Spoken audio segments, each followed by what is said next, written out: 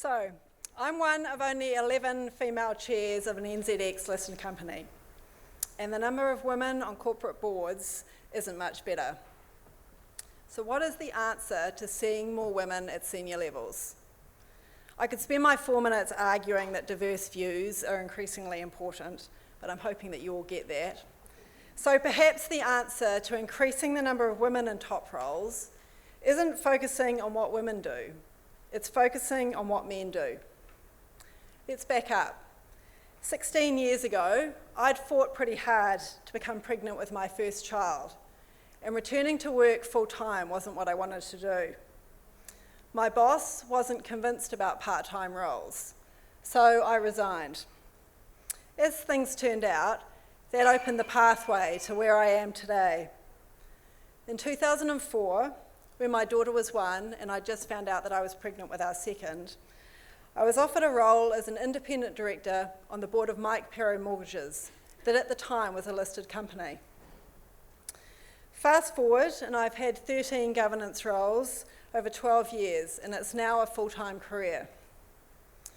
So, could my husband, a corporate lawyer, have made that choice to resign? What reaction would he have got if he'd asked to work part-time to look after our kids? What might his career path have looked like if he had? Conversely, would I still need to sit in board meetings relaying last-minute changes in my kids' after-school activities to our nanny if he had?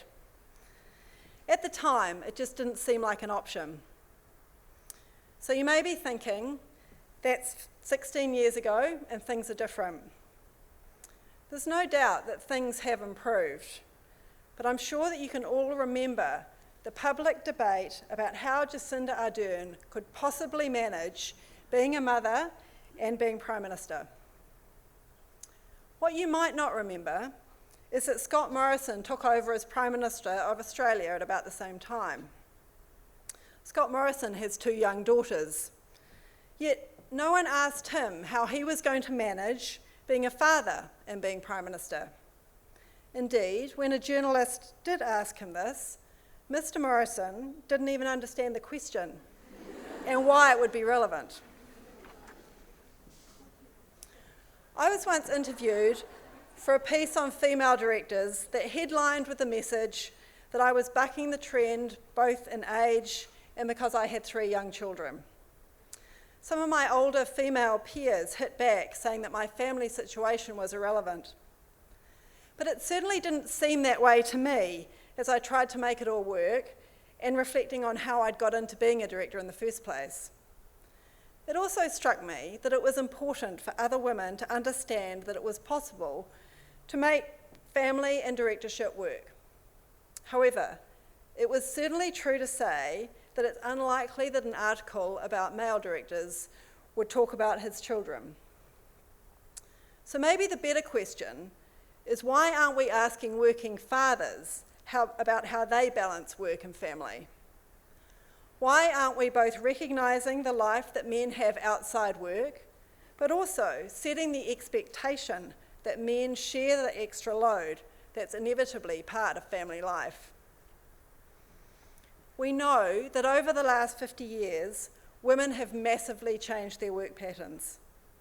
But what we might not be so aware of is that by and large, men aren't sharing more of the load at home. Australian stats suggest that after the birth of their first child, fathers' employment and household work hours don't change much. But the household workload of an average mother doubles and pretty much stays twice as high from then on. Conversely, her employment hours drop significantly and don't recover to their pre-child levels until sometime after that child turns 12.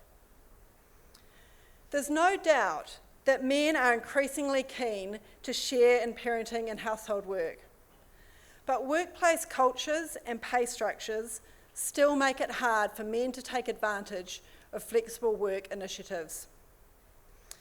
Research suggests that men are twice as likely to have a request for flexible work refused as women.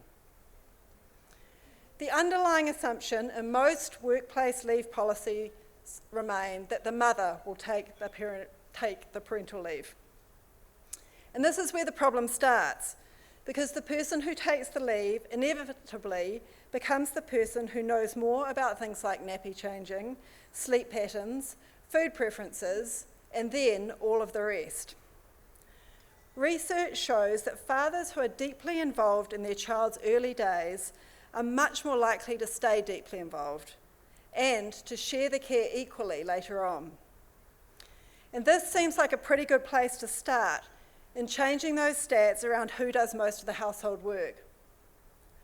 So the thought I'd like to leave you with is this: how can we all help to break down the norms that still exist within our workplaces and encourage more flexibility for men? And in doing so, well and truly break the expectation within society that women will be responsible for home and family.